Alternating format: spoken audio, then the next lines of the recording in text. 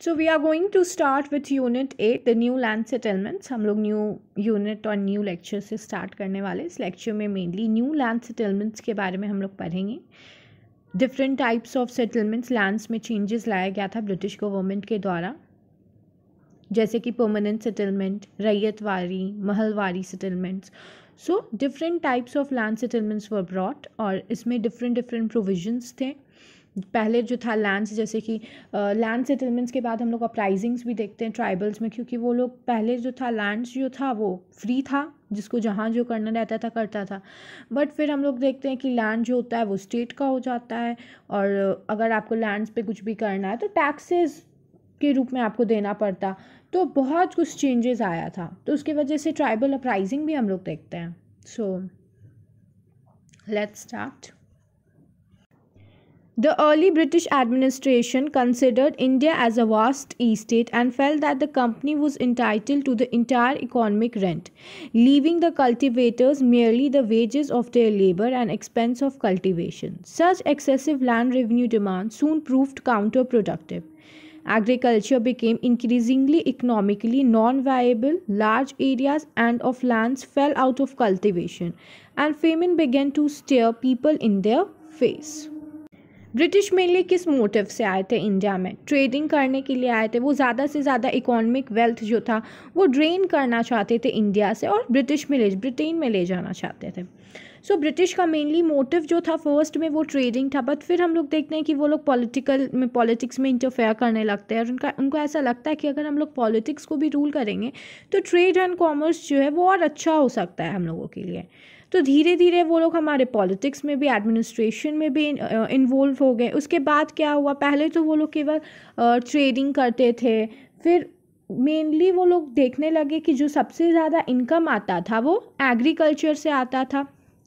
तो वो लोग जो कल्टीवेटर्स थे उन लोगों को केवल उतना ही पैसा देते थे जितना लेबर का, जैसे पेजेंट्स हुआ तो आपको जितना खेती करना है उसका पैसा मिलता था, या कल्टीवेशन में जितना खर्च होता है उसका मिलता था, और जितना भी पैसा होता था मोस्टली देखा जाता था कि वो ब्रिटिशर्स ले लेते थे, जिसके वजह से। और जैसे कि इंडिगो, जो हम लोग आगे देखेंगे कि गांधीयन एरा आता है जिसमें इंडिगो फार्मर्स पे उन लोगों को फोर्स, तिनकाठिया सिस्टम, जिसमें उन लोगों को फोर्स किया जाता था कि आपको इंडिगो अपने लैंड पे ग्रो करना है।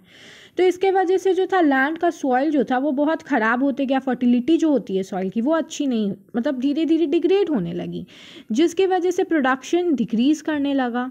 और एग्रीकल्चर, बट टैक्स तो उतना आपको देना ही है, तो agriculture became increasingly economically non viable, large areas of land fail out of cultivation, क्योंकि बहुत ज़्यादा डिमांड बढ़ गया। लैंड रेवेन्यू, एग्रीकल्चर, मतलब आपको टैक्स भी देना है, फेमिन होने लगा, मतलब गलत तरीके से आप ग्रो कर रहे हैं, केवल आप इंडिगो को बोल रहे हैं ग्रो करने, तो फर्टिलिटी हटने लगी सॉइल की, जाने लगी, जिसके वजह से प्रोडक्शन डिक्रीज हो गया। तो एग्रीकल्चर जो है इकोनॉमिकली नॉन वाइबल हो गया। Large areas of land fail out of cultivation, बहुत सारा एरिया जो था लैंड का वो कल्टिवेशन के अंडर नहीं आता था। Famine began to stare people in their face, और जो फेमिन थी वो अब लोगों के फेस पे दिखने लगा था, लोगों को खुद से दिखने लगा था कि क्या हर्ष हो चुका था उनके लैंड्स का। न्यू लैंड रेवेन्यू सेटलमेंट्स और इसका इम्पैक्ट क्या था? The British conqueror were defined by the zeal to drive maximum economic advantage from their rule in India. After the British industrial and mercantile interest restricted the company capacity to raise revenue from trade, the company's government diverted its attention to land revenue as principal means of income. As much as land revenue matter began to receive the maximum care and attention of the British rulers. तो अब क्या होता है कि British जो थे वो धीरे धीरे उनका ज़ील जो था ड्रिवन मैक्सिमम, मतलब धीरे धीरे उनका ज़ील जो था बढ़ने लगा था। मैक्सिमम इकोनॉमिक एडवांटेज, ज़्यादा से ज़्यादा एडवांटेज ले पाए इकोनॉमिक का वो लोग, उनका रूल जो था इंडिया में उससे। लेकिन धीरे धीरे इंडस्ट्रियल और मर्केंटाइल इंटरेस्ट जो था वो रिस्ट्रिक्ट हो गया था कंपनी का। जितना भी रेवेन्यू ग्रो करना, मतलब ट्रेड करना, वो सब अब रिस्ट्रिक्टेड हो चुका था। Companies government diverted it's attention, फिर कंपनी को लगा कि नहीं, अगर हम लोगों को और, क्योंकि एक तरीके से आप सोर्स ऑफ इनकम अर्न कर रहे हैं, तो एक पॉइंट ऑफ टाइम पे जाके वो मतलब स्टेबल हो गया, आपको हर महीने 1 लाख है तो आपको 1 लाख ही आएगा, बट आपका अगर ज़ील है कि हमको और कमाना है तो आपको डाइवर्ट करना पड़ेगा अपना माइंड कि चलिए ठीक है यहाँ से तो आएगा ही, एक और सोर्स ऑफ इनकम के लिए आपको दूसरा अपॉर्चुनिटी ढूंढना पड़ेगा। तो सेम हुआ ब्रिटिश के साथ भी, उन्हें और अर्न करना था तो वो अपना डाइवर्ट किया टेंशन, और देखिए कि लैंड से वो ज़्यादा से ज़्यादा रेवेन्यू अर्न कर सकते हैं। तो अब उनका अटेंशन जो था वो लैंड रेवेन्यू सेटलमेंट्स पे जाने लगा। सबसे पहला उनका जो एक्सपीरियंस था लैंड रेवेन्यू मैनेजमेंट है, उसके बारे में हम लोग देखते हैं। After the victory of battle of Plassey in 1757 the company acquired zamindari of 24 Parganas from Bengal nawab Mir Jafar.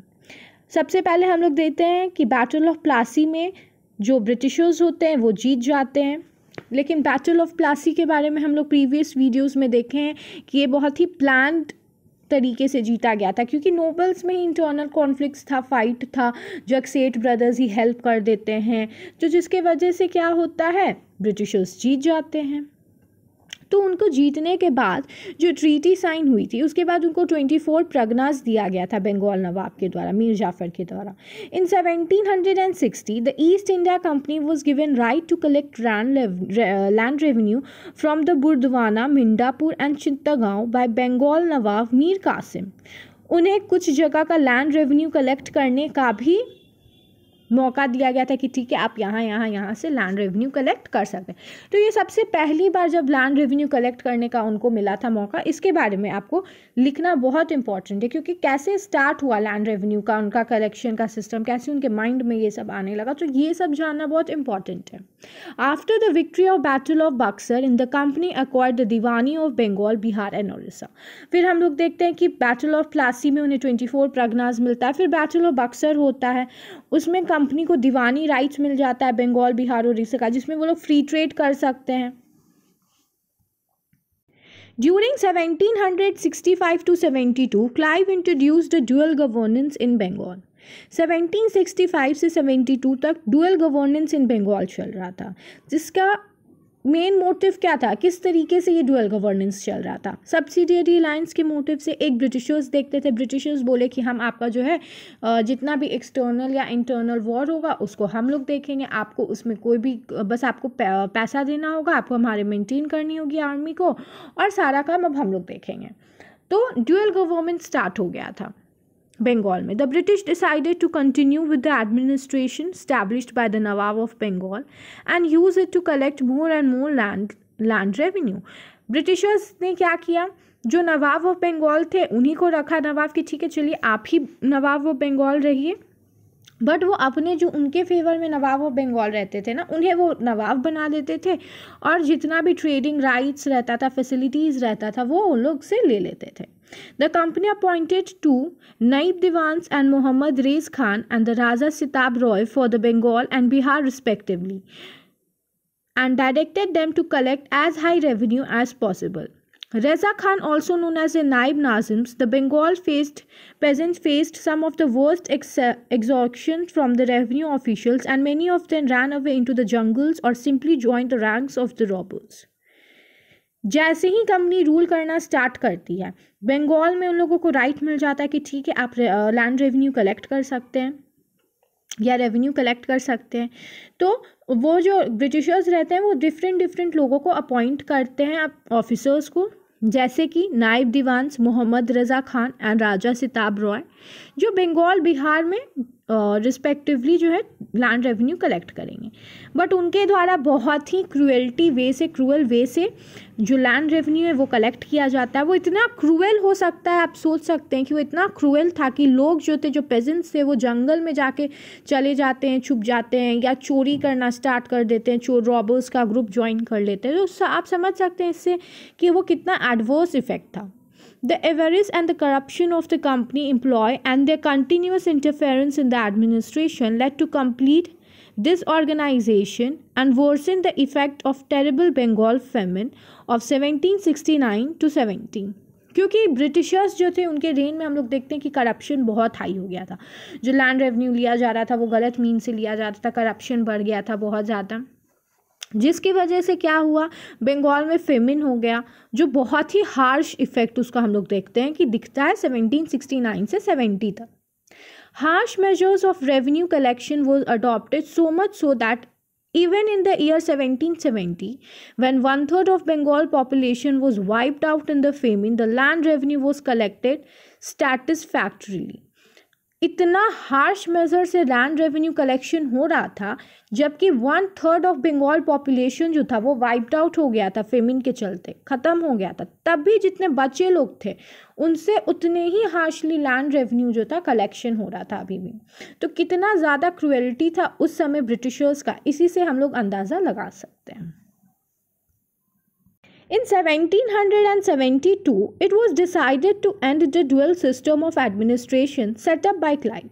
Clive के द्वारा dual government of setup introduce हुआ था और सेटअप हुआ था, बट 1772 में यह डिसाइड किया जाता है कि नहीं, ये जो डुअल गवर्नमेंट है, डुअल सिस्टम ऑफ एडमिनिस्ट्रेशन है, उसको एंड अप कर दिया जाए।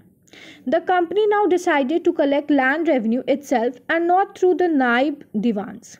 अब क्या हो रहा था, कंपनी बोलता है कि नहीं, अब हम लोग जो है लैंड रेवेन्यू खुद कलेक्ट करेंगे, कोई दीवान उसको कलेक्ट नहीं करेगा, क्योंकि बहुत ज़्यादा करप्शन हो चुका था। जो लैंड रेवेन्यू कलेक्ट हो रहा था वो लास्ट कंपनी तक पहुंच भी नहीं पा रहा था। The president was required to take over the change of the entire management of revenue of Bengal, Bihar and Orissa. Accordingly, the governor and the council formed the board of revenue, and the company appointed its own European officers called collectors to manage revenue affairs.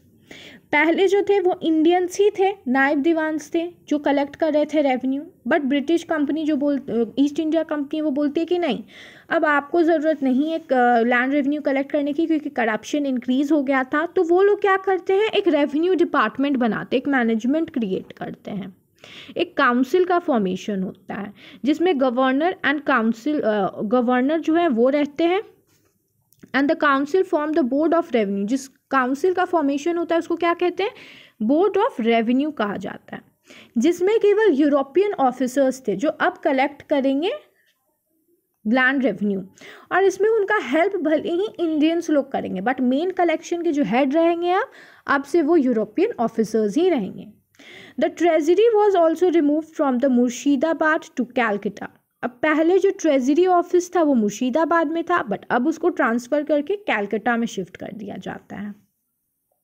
तो धीरे धीरे changes कैसे कैसे land revenue settlements में हो रहा है, ये चीज़ हम लोग अब क्लियरली देख पा रहे हैं।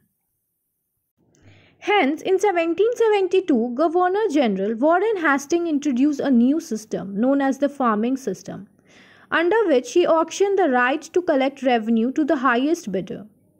वॉरेन हेस्टिंग आते हैं 1772 में एज अ गवर्नर जनरल, और वो इंट्रोड्यूस करते हैं न्यू सिस्टम। इस न्यू सिस्टम में क्या था, इस न्यू सिस्टम को फार्मिंग सिस्टम भी कहा जाता है। इस सिस्टम में यह था कि ऑक्शन किया जाएगा, जैसे किसी सामान का हम लोग ऑक्शन करते हैं, जैसे कि आईपीएल में अभी ऑक्शंस चल रहा है, लोग बिड कर रहे हैं कि जो टीम्स है वो बिड करिए कि नहीं, I will pay this much for the player, I will pay, और जो सबसे ज़्यादा पे करता है वो प्लेयर जो है उस टीम का चले जाता है।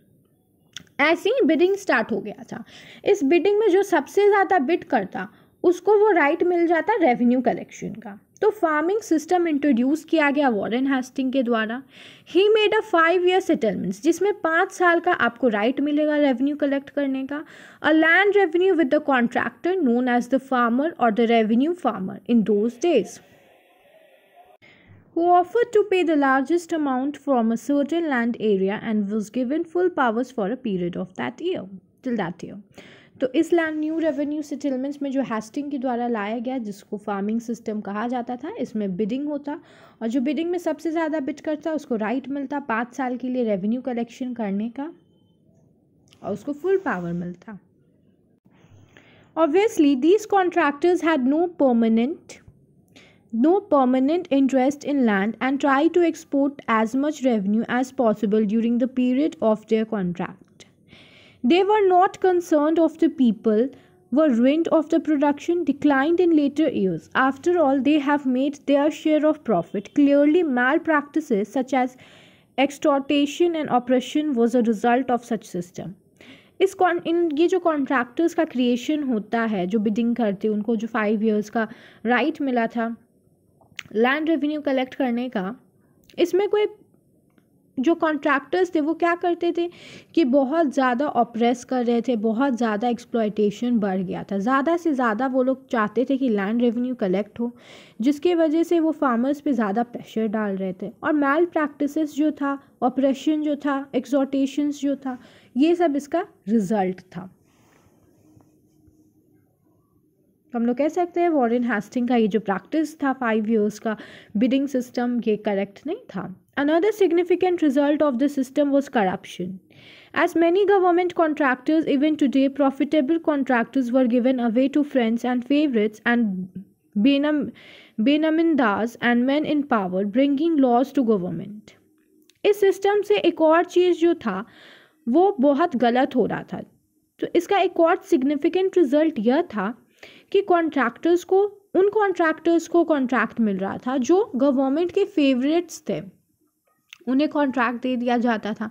जो फ्रेंड्स थे उन्हें कॉन्ट्रैक्ट दिया जाता था।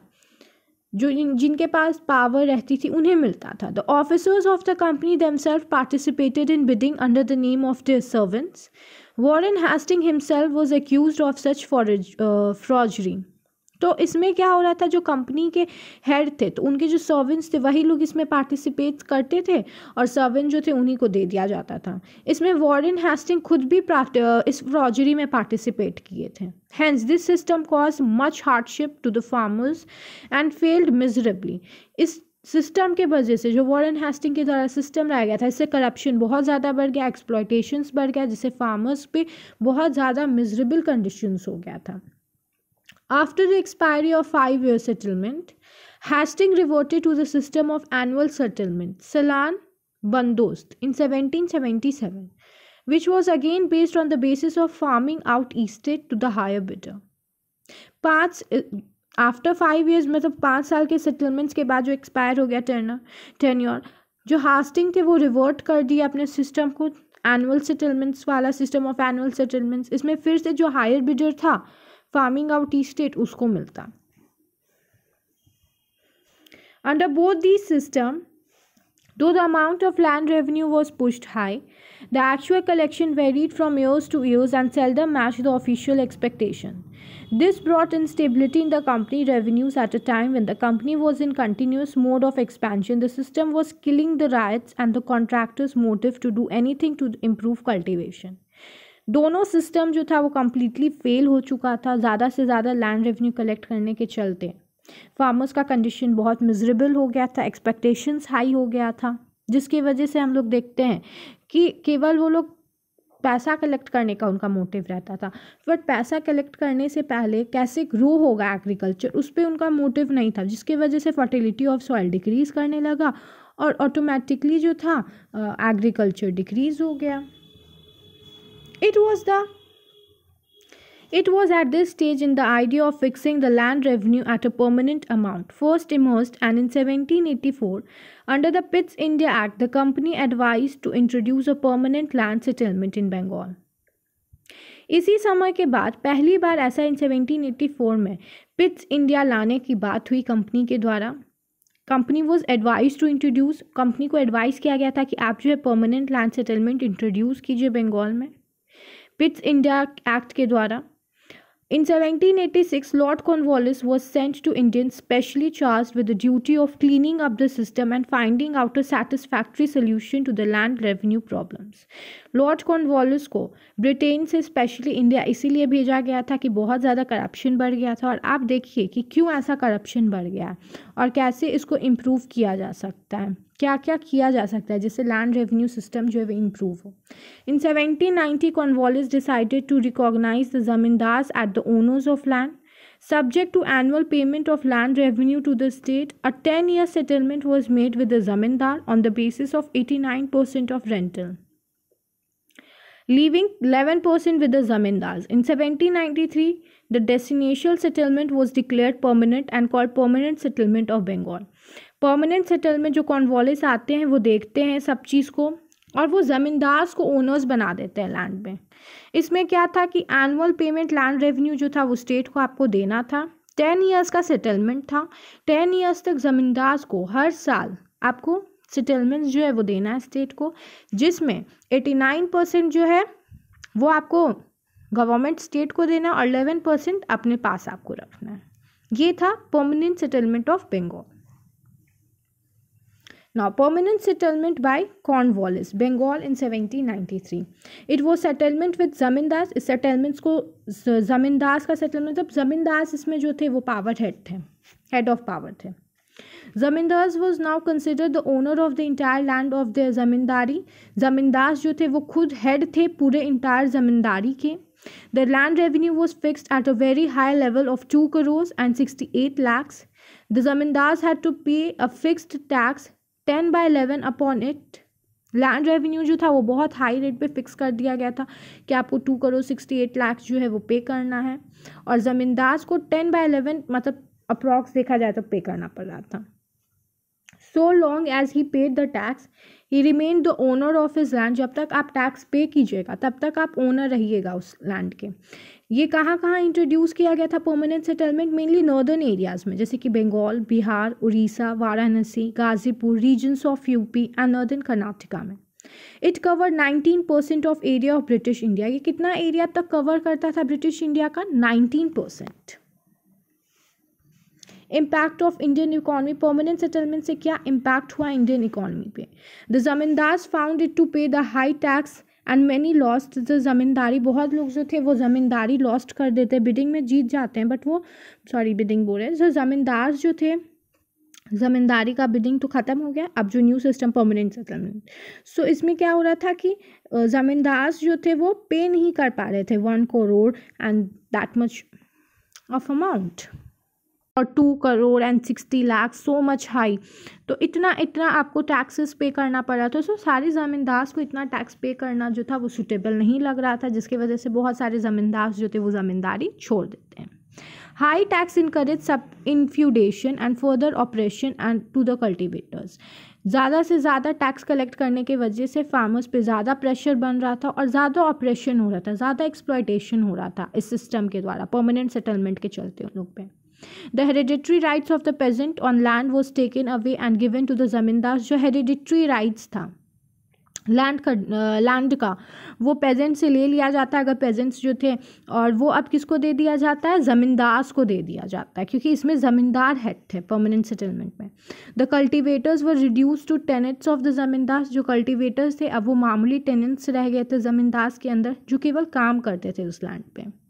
Cultivators were also deprived of their customary right, example right to pasture and forest land। उनका जो customary rights था उससे वो लोग अब डिप्राइव हो चुके थे फॉरेस्ट लैंड से। उनका अब फॉरेस्ट जो था वो लैंड नहीं था, वो स्टेट का लैंड अब हो गया था। Zamindars resorted to rack renting as well as operation and rejection of tenants for non payment of rent. जमींदार जो थे वो रैक रेंटिंग भी करते थे, बहुत ज़्यादा ऑपरेस करते थे टेनेंट्स को अगर वो पेमेंट नहीं करते थे टाइम पे। तो अब आता है Ryotwari system. Ryotwari system Sir Thomas Munro के द्वारा लाया जाता है, जो किसके कैप्टनशिप के अंदर? अलेक्जेंडर रेड कैप्टनशिप के अंदर। It was a settlement with the rights और एक्चुअल कल्टिवेटर्स।